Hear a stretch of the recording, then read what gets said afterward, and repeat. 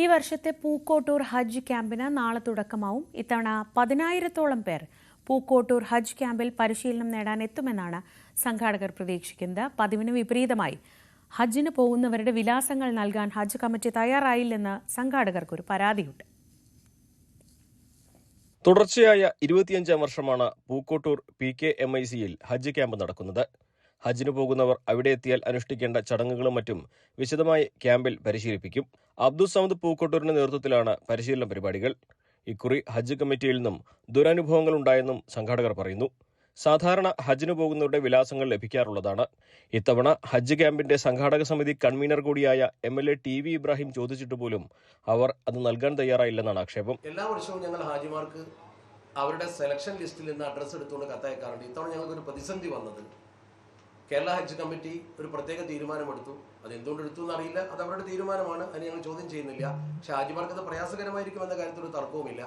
24 വർഷവും ഞങ്ങൾ ഹജ്ജ് കമ്മിറ്റി ഓഫീസിൽ നിന്ന് ഈ തെരഞ്ഞെടുക്കപ്പെട്ട ഹാജിമാരുടെ ലിസ്റ്റ് വാങ്ങി അവർക്ക് കത്തയക്കുമായിരുന്നു. ഇത്തവണ എന്തോ പ്രത്യേക സാഹചര്യത്തിൽ ഈ അഡ്രസ്സ് ആർക്കും കൊടുക്കേണ്ട എന്ന് ഹജ്ജ് കമ്മിറ്റി തീരുമാനിച്ചതായി അറിഞ്ഞു. MLA ഓഫീസിൽ ബന്ധപ്പെട്ടു. അദ്ദേഹത്തിന് കിട്ടിയ മറുപടി അങ്ങനെയാണ്.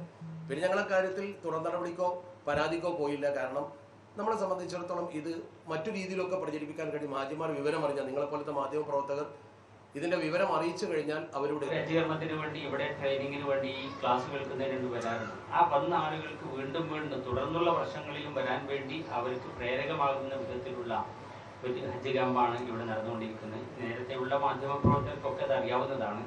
ഏകദേശം നൂറ്റാണ്ടായി നടന്നുകൊണ്ടിരിക്കുന്ന ഈ ഹജ്ജ് ക്യാമ്പ് എല്ലാ നിലക്കും അതിൻ്റെ എല്ലാ സൗകര്യങ്ങളും ഒരുങ്ങിക്കഴിഞ്ഞു. എല്ലാവരും പ്രിപ്പയർഡ് ആയി കഴിഞ്ഞു. നിങ്ങളുടെ സഹായ സഹകരണം ഉണ്ടാകണമെന്ന് മാത്രമല്ല. 22, 23 തീയതികളിലായി നടക്കുന്ന ക്യാമ്പിൽ 10,000-ഓളം പേർ പങ്കെടുക്കുമെന്നാണ് സംഘാടകരുടെ പ്രതീക്ഷ. ഭക്ഷണവും താമസവും അടക്കം എല്ലാം സൗജന്യമാണ്. പൂക്കോട്ടൂരിലെ വിവിധ വീടുകളിലാണ് ഇവർക്കുള്ള താമസ സൗകര്യങ്ങൾ ഒരുക്കിയിട്ടുള്ളത്. ഹജ്ജ് ക്യാമ്പിൽ പാണക്കാട് സാദിഖലി ശിഹാബ് തങ്ങൾ, ജിഫ്രി മുത്തുക്കോയ തങ്ങൾ തുടങ്ങി പ്രമുഖ പണ്ഡിതർ വിവിധ സെഷനുകളിൽ പങ്കെടുക്കുന്നുണ്ട്. ന്യൂസ് 18 മലപ്പുറം.